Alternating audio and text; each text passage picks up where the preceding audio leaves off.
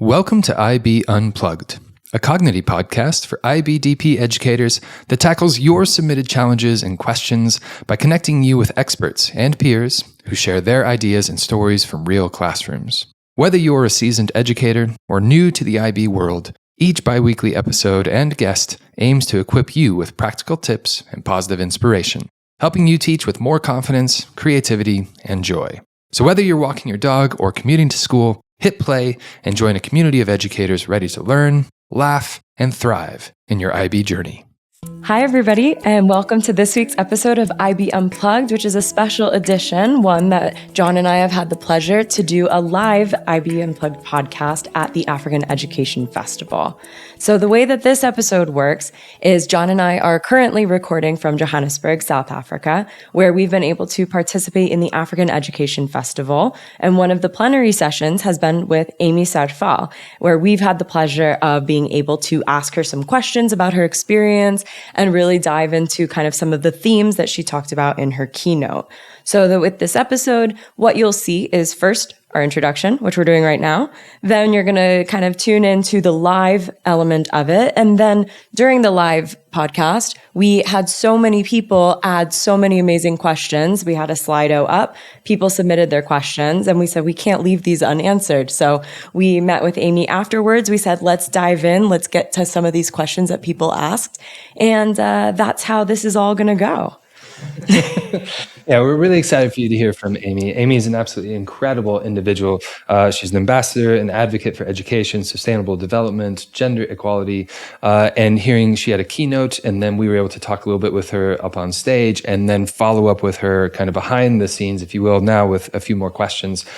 There's some really incredible stuff that Amy's doing, has some really impactful stuff for education, and really looking at meaningful drive of what we can really do within schools, IB schools, and what can be our next steps together so that we can really empower young people. So really excited for this show. Exactly. So with that, we're going to switch over to the live event. And yeah, I hope you enjoy.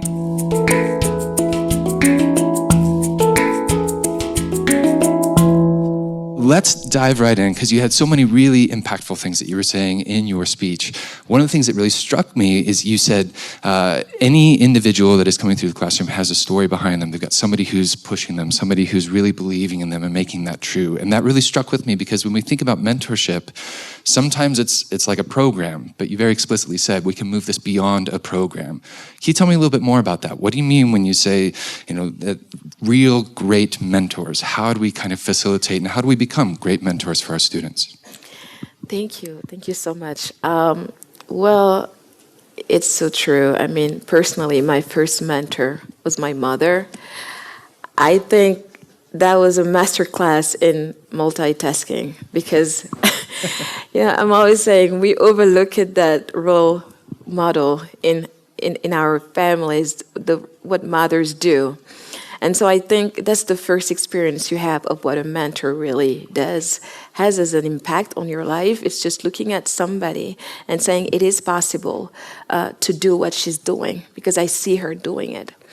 And I think that's what a mentor should offer as an example. If you want to mentor a child, if you want to mentor an adolescent, a teenager, if you want to mentor an adult, a young woman, make sure they can identify to your values. Make sure that you help them understand what those values are. Don't just expect them to be successful because they've spoken to you. Make sure it's a long-term contract. I'm using contract just to say, it's something you pledge to do, to mentor somebody. So make sure you look for the results and not just, introduce yourself, have a 10 minutes conversation, and then, you can do that just watching an interview. Mm-hmm.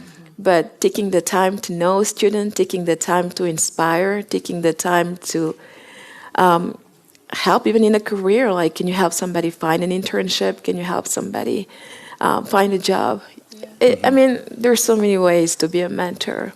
But it sounds like it's foundationally about being open to what that other person is bringing to the table as well, right? And I loved what you said, or what it was in your speech, with the idea of like, am I bringing out the best in them, not just bringing them to my comfort zone? Yeah. So I guess there's that element of I've got to be expressing my own values and some of the things that we might have in common, but also bringing out the best in that other person as well, right? Exactly. I think that's very important, is just to give a sense of meaningfulness. When a child comes to you, make sure they know they're not coming without anything. They're coming with what they've already achieved. And that sense of achievement, I think that's the best way to give somebody trust, to give somebody confidence, is to make sure they already recognize what they've already achieved. And once they have that sense of recognition, well, then they dare, because they're like, oh, well, what I did mattered. Yeah. So I can do more. But if in the conversation of, if you're mentoring somebody and spend most of your time saying what you've done, what you've achieved, then you intimidate the person in front of you. And they're like, well, what can I share here? So make sure that the person you're talking to can also share what they've already achieved. And Yeah, no, I love that. And I think that as we've gotten to know each other before this conference, something that really stuck out to me is how important it is for you and all the work that you're doing with students, especially to enable female students to really be able to find their place and empower them with leadership. Yeah. And if we think about everybody that's here today that are in schools, I think mentorship is a huge part of it. But what else could schools be doing to really be empowering the young females to feel ready to take on leadership spaces and take up space in these spaces that you have been able to do? Thank you, Courtney. Well, I was mentioning it a little bit in my speech. If you are a young African-American student, or you are a young African student and you study science, and you don't get a chance to see what people who look like you achieved for humanity in science, then you might feel maybe you should just watch, because this is not for you. This is, the fact of being able to identify to what you learn, that's really the best gift you can give to a student. It's just, oh, this was done, the GPS was founded by Gladys West, then maybe I can do something as well. That was the purpose of what I was trying to communicate, and I hope I did it well. It was really to say, first of all, give them a sense of belonging. Make sure that your students know that people like them did it in the past, and therefore they can also do it. Second, because we don't realize it, but I didn't, when I mentioned President Sarkozy, it was just to say, how does a student, because he said that at a university in Senegal, how do those college students look to him and hear him say, oh, African people, black men, did nothing for history? That's really how he said it. And when you hear that, you're like, oh, so we didn't do anything? We don't matter? And that can block a student's potential. So I did not mean to be racial or anything. I'm just saying anybody, even women. If you, in France, you look at the fight that was led by women, I am here also because of those French women somehow. I mean, it's not about race, it's just about a sense of belonging. Women can vote because women in the US fought for it. But if you grow up in a community where you don't see a mayor who's a woman, you don't see a female mayor, you don't see a female lawmaker, you don't see a female doctor, you don't see a female school principal, you don't see a female leader. How do you think a girl growing up there will think she can be a leader? So I think references are important. And the best thing schools can do is really to provide those references. Yeah. No, I think that's really interesting. I remember there was one podcast where Michelle Obama was also saying it's important to have role models, but it's also important to have other people that you can look up to that you also say, I don't want to be like you. Exactly. Like, you are also a woman who is a leader, but I don't want to do it like you. Exactly. It's not like there's only one way to be a female leader. Exactly. Yeah. I agree. We've received a question from the audience, and I'd like to pose this to you if that's right. Sure. Obviously, we're in a room full of educators, and so if you had one message you would have for the new generation of IB educators, what would be that one message? As soon as you start the IB program, just know you're embarking into a journey where you're not a spectator, you are an actor. And what is expected of you is to value your potential, to define your identity as a global citizen as well, to know that nothing limits you, and that you have the power to change things. And if you do CAS, how do you say CAS? Creativity, activity, service, then you know the importance of community service. Then you know being a leader also means helping others. And I think most of what I've done in my career was inspired by that. That's an excellent message, Amy. Thank you so much. Obviously, we've just been able to do kind of a short Q&A here as part of this episode, but we just want to take a moment to thank you so much, Amy. Thank you for sharing with us. Thank you for taking the time to chat here as well. Thank you all for sticking around a little bit longer into your coffee break just to learn a little bit more about Amy as well. Yeah, thank you so much, Amy. If you want to wrap things up with one last question, let's say, what gives you hope when you look at young people across Africa today? Well, what gives me hope is that they're not scared of what's ahead. I mean, they take action. They have so much energy, and they create positive trends as well. If you look at the influencers on social networks, how they tackle questions and how they try to change the world just from being home, then you have so much hope. And also, they're not scared about each other's cultures. They see how they can take the best out of it. And I think they still believe in education, but they just expect reforms. They expect education. I mean, you look at some leaders today who deny climate change. Why is it that way? It's not because they don't see it. It's because people waited until they were 50 or 60 to tell them about it. And when you are a kid in an IB school and are able to know about the things about climate change, the consequences, well, then you know you have to be an actor from that age. And so I would just tell them to continue believing in themselves, in each other's, and in the potential of humanity. Mm-hmm. Yeah. Thank you. Thank you. Thank you so much, Amy. Thank you. Absolutely wonderful. Thank you. Becoming a better IBDP educator is a daily practice informed through reading, research, personal experience, and episodes from IB Unplugged, like the one you're listening to right now. But sometimes the show can go a bit too quickly, or we simply forget some of the key points once we're out of the car or back from our walk. So to revisit the content in a condensed version, you can download the episode summary at cognity.com/IB Unplugged. You'll find useful links to other resources and exciting bits of information that you can use immediately in your daily practice. So now, back to the show.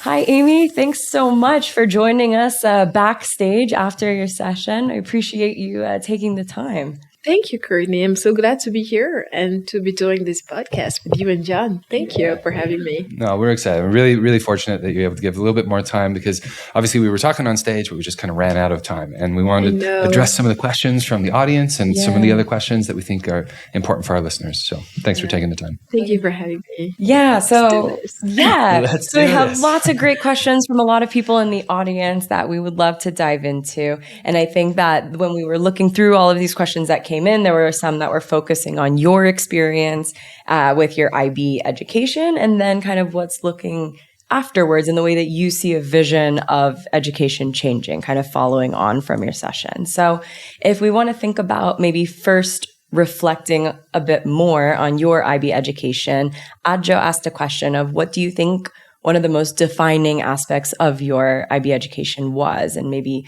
how does that play out in your career trajectory?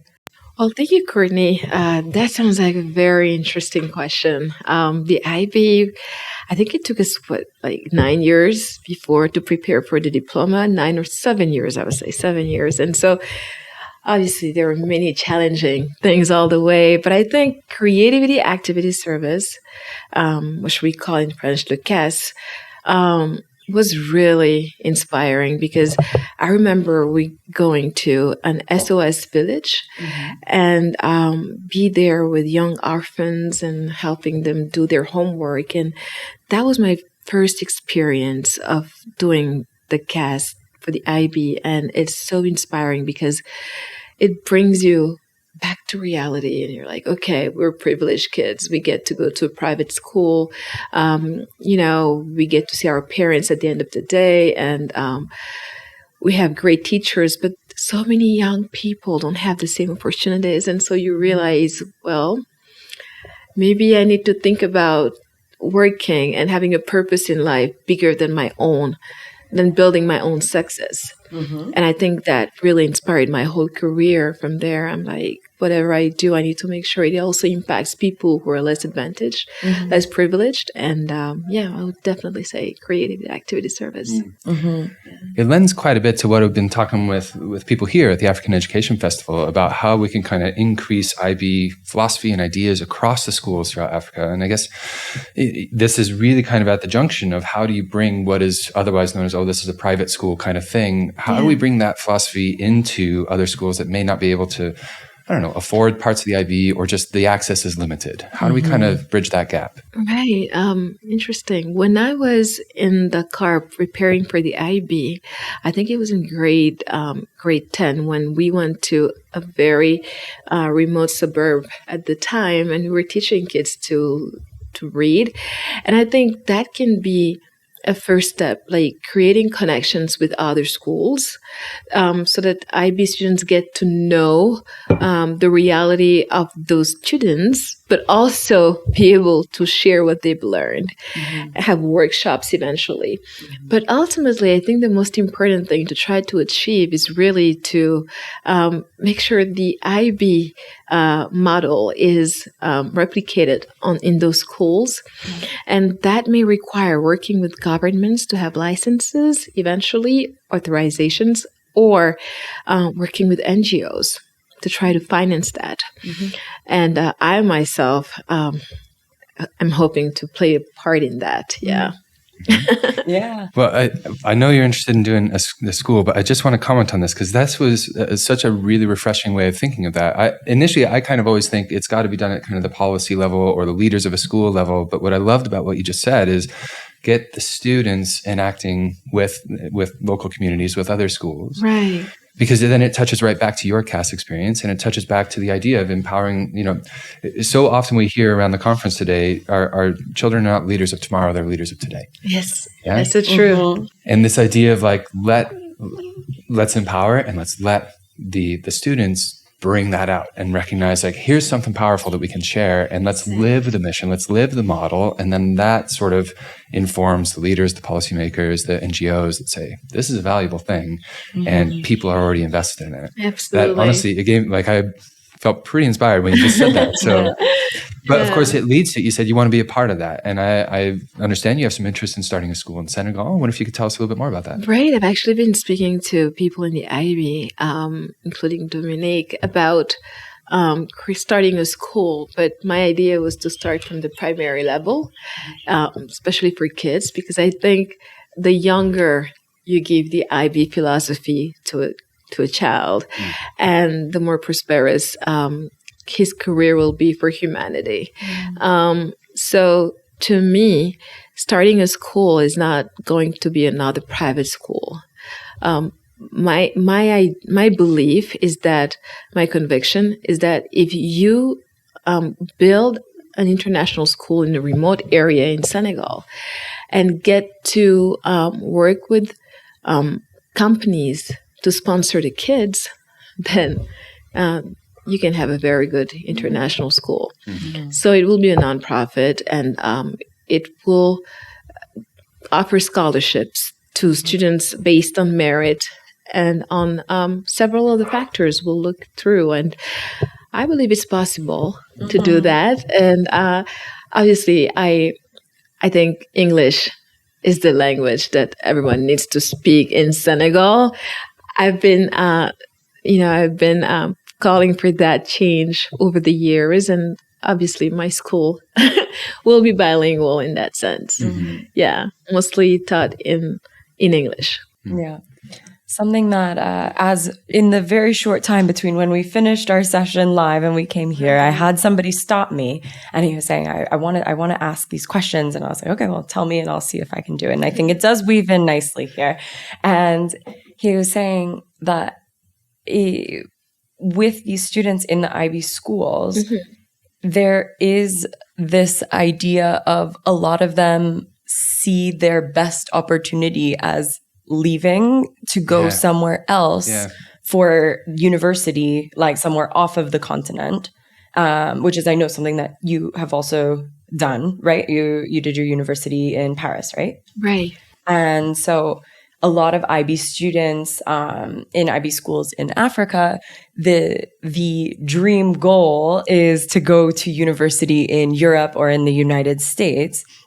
And I think there are a lot of opportunities, obviously, to figure out how to promote staying on the continent and going to universities in Africa and really developing that. But I think another piece is you came back, and I was wondering if you could, and he was wondering if you could talk about like what made you decide to come back. How do we make that feel like a core part of the mission of the school, is to be getting this fantastic education to further your own communities? Right.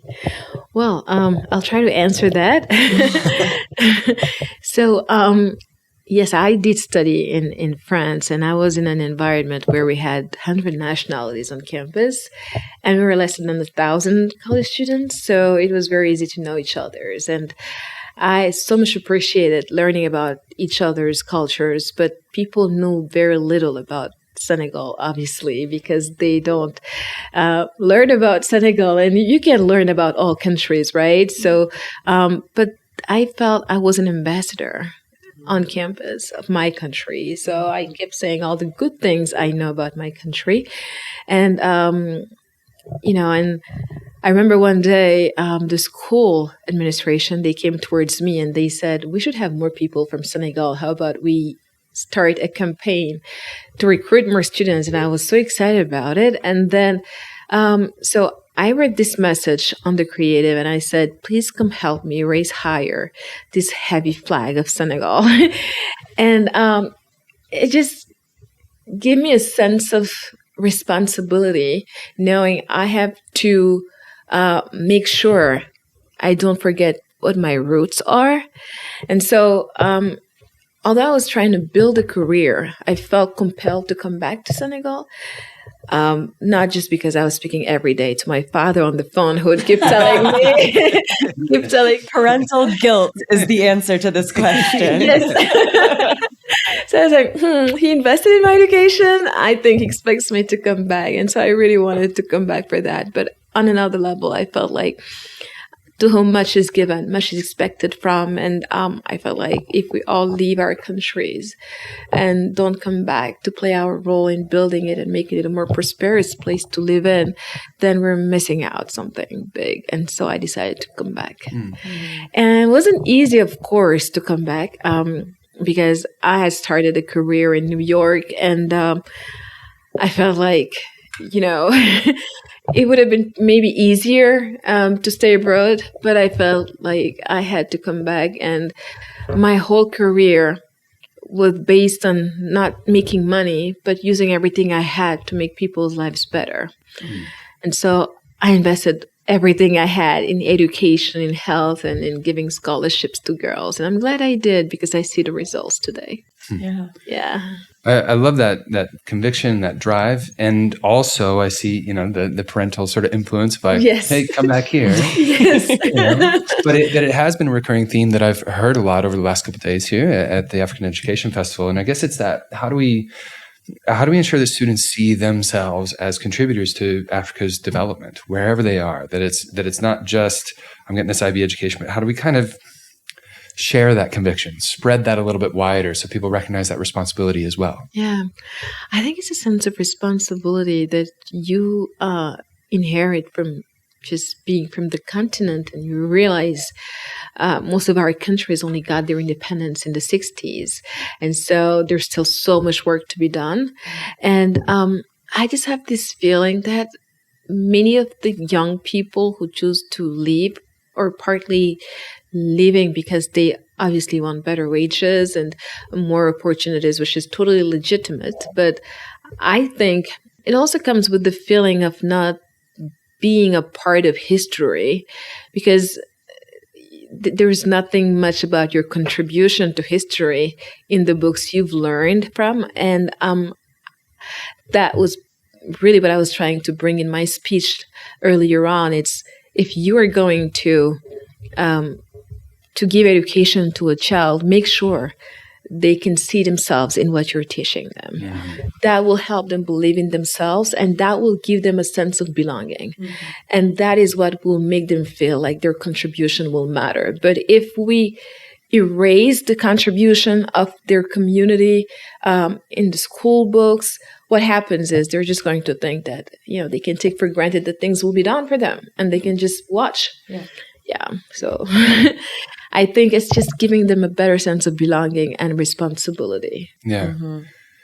It relates very closely. We had another question from the audience from Edwina, and it was saying, "Hi, Amy. As an IB and graduate, what's one thing you think schools are doing that's not adding value in preparing students for tomorrow's world?" And it sounds like we're kind of leaning into this now already. Yeah. What teachers are not doing? Mm-hmm. Sure. Or I guess the IB education as a system. I mean, you're mentioning we aim to have this global perspective. We aim to have this, think globally, act locally sort of approach.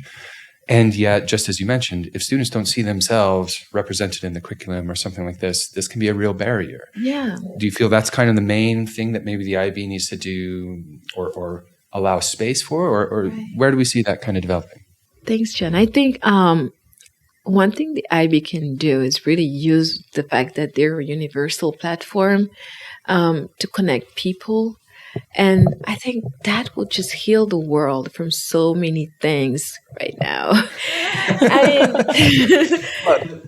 The true Ubuntu, right? Like if we recognize that we are all dependent upon everyone. Right, I am, because we are, absolutely.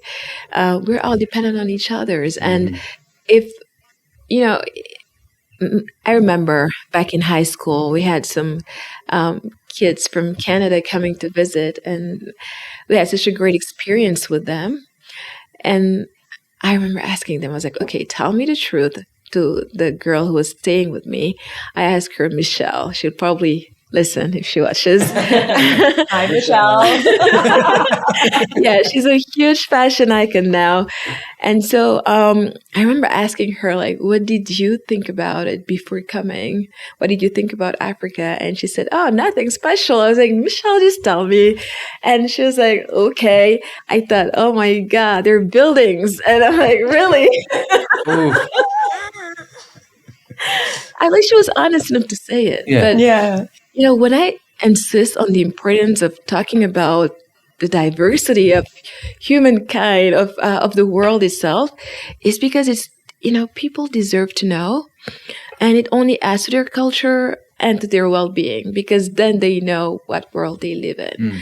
But if we want to reduce Africa to being one big country with one language, when in fact there are thousands and thousands of languages spoken here, and it stands on such a different latitudes, and it's a huge continent. Yeah.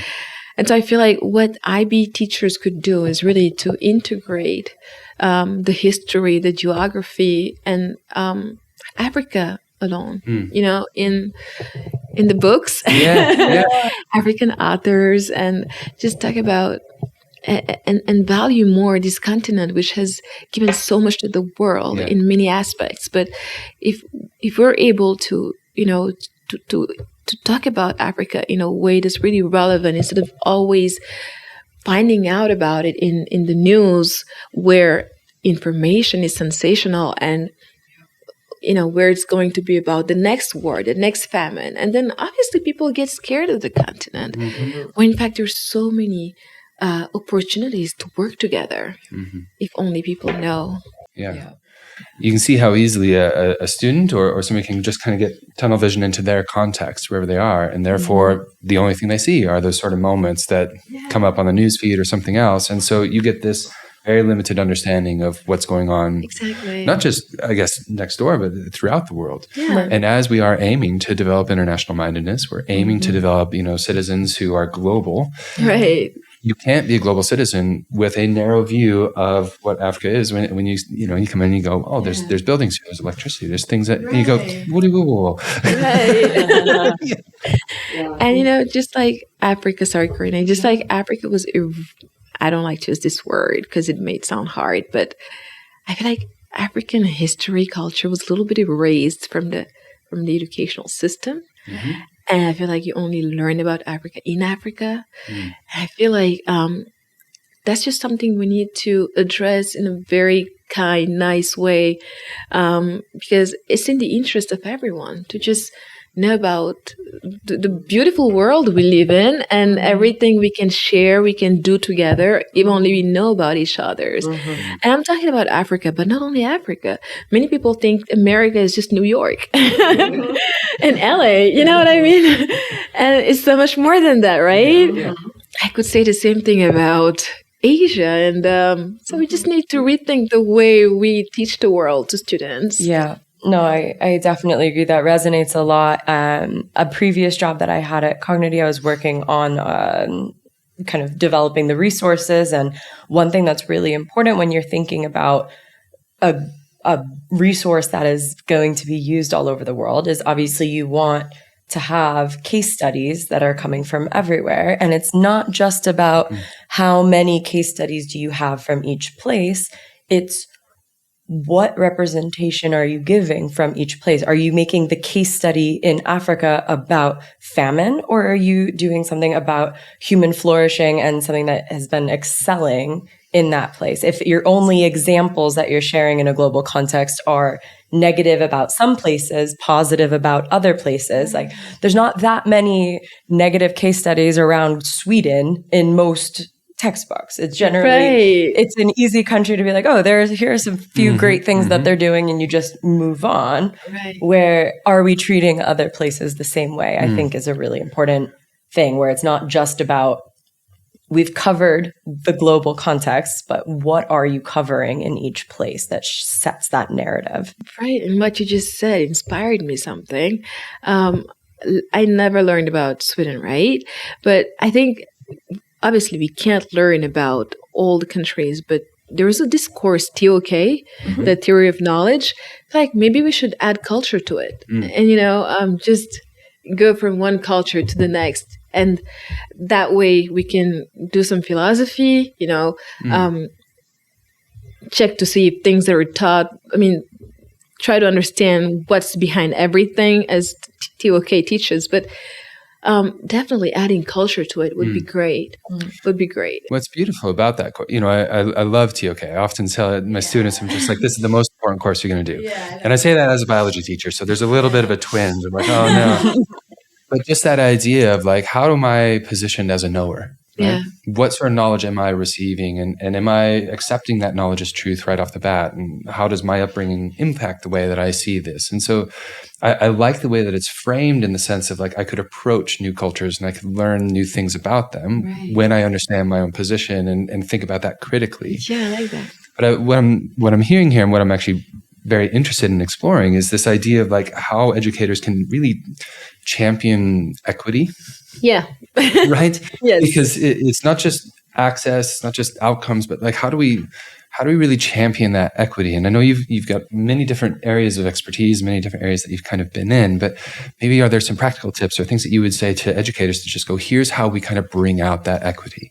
I think the best way to bring out that equity, John, I don't know if it's the best, but I think one of the best ways is really to value diversity and value the potential that each student has to learn, and just try to see the interests where they are. Don't stretch too far. I mean, we don't need to stretch too far, but we can at least build equity based on what we already have and try to value that. Again, when you mention equity, like, do you want equity in the sense of valuing, or equity in the sense of achieving equity itself, like social equity? I hadn't thought that far. What would be the difference? I guess, what do you... Well, I feel like we live in a world where there's not enough equity, in the sense of social equity itself. Like, that's where the creativity activity service really comes in, is give opportunities to others with what you have. How can you help others? And then we go towards a society that is more equitable, and equity in terms of giving more value to the curriculum itself. And to me, that is really by integrating diversity. So I think we've talked about a lot of really great topics, and I'd love to dive a little bit more into the work that you're actually doing right now. And in this, I think a few themes that have come up a lot is this journey in civic leadership. You've done a lot of work on female empowerment, and a lot of the work that you're doing is shaping there. And a lot of that is also really deeply rooted in an African context, which we've also been talking about. How do you feel like your sense of identity is, I guess, one, coming from this context, and two, shaping the work that you're doing now? Well, I am a Taurus. So as a Taurus, I like to just have big ideas and go for them. And one of the most defining moments in my career was really when I organized an international conference on education in Paris. And it was done at Palais des Congrès, which is one of the biggest places to host a conference in France, in Paris. And I remember standing there and saying to myself, are you really doing this? All encouraging thoughts right before this. I said to myself, what is going on in your mind? Like, I was saying that 24 hours before the event. I was like, what if it goes wrong? And obviously, people came. We had many people join. We had several heads of universities join, and they were all there to speak. And again, when I was talking about being a citizen of the world in my speech, that's really when you're like, thank you, IB. Because, what would give a young woman from Senegal the courage, the audacity to do something that big in a country that's not hers necessarily, and bring together people from all parts of the world? And then you're like, okay, my identity, what is it? Is it I'm an African citizen, I'm a global citizen, but what is it really? And I think it goes beyond just belonging to a country. It goes beyond being a woman. It goes beyond being part of a minority eventually. It's just about being a human being. It's just being human and being able to connect with people no matter where they're from, just being able to connect, because we pretty much react the same way to everything. We all get scared. We all get scared. We all get fearful of things we don't know. But at the end of the day, we're all hopeful. And what connects people, what brings you to be part of an event, which I am organizing without knowing you, is the hope that humans can build things together for the better. And so I think that's how my work shaped my identity. It's just giving me a sense of belonging. Doesn't matter where I go in the world. I feel at home because I know that I can relate and I can speak to people and they will understand me. Because as humans, we connect. That's what we do. And so I wasn't scared to go interview the Dalai Lama at his place. I was scared to go there once I found out that it was kilometers upward and on the mountains. And I get scared of little things like heights, but I never get scared of speaking to a human being, working with a human being, because at the end of the day, we're all humans. As you were speaking just now, I was thinking exactly that, because in your speech, you mentioned about, going up to see the Dalai Lama, and he said, "Oh, you must have been scared." Yeah. And then the response was, correct me if I'm wrong, it was something along the lines of, imagine if that fear had kept you from meeting here, right? Exactly. And what you started with just now, it really caught me off guard when you said, "Oh, I'm here doing this thing. Thank you, IB." Yeah. And I think of so many of my students and students that I work with who are just like, they're terrified of the IB. Yeah. They look at it as like, oh, this is such a stressful, hard thing. I'm not going to be able to do it. And they look at exams, and rarely is it as present as an opportunity. It's more of this is a fearful thing that I'm not sure I'm ready to do. Right. But if I connect those two things that you just said, it's like, you can't be afraid of the opportunities that are coming your way. Right. Fear's there. It's gonna, embrace it, but don't let it define the next step you take, right? And dive into that, because you might get to a position where you recognize, I am a global citizen because of the things that I've experienced and the stuff that I've come to do. Right. I love what you're just saying there. Thank you. And, I understand your students. I was there, and I was scared too at some point because it sounds so big to know you're doing something international that's done by other students in other countries, and you're all doing it at the same time.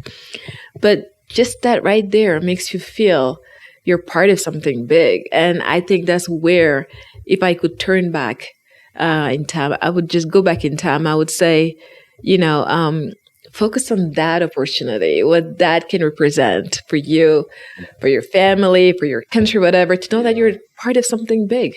Yeah. That can just motivate you to do even better. There was a great student speech yesterday at the closing, Ruth Tina. Yes. Ruth. Right. And in hers, she said, "I wanted to say to the IB, thank you for complicating my world." Right? Yeah. And I just thought, that's a wonderful way of looking at this. Yes. And you can see it embodied in, someone like yourself, gone through the IB, global citizen, creating great opportunities, giving back to where you came from.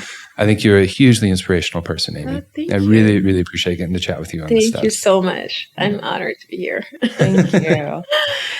And so one day you'll have to come to Senegal.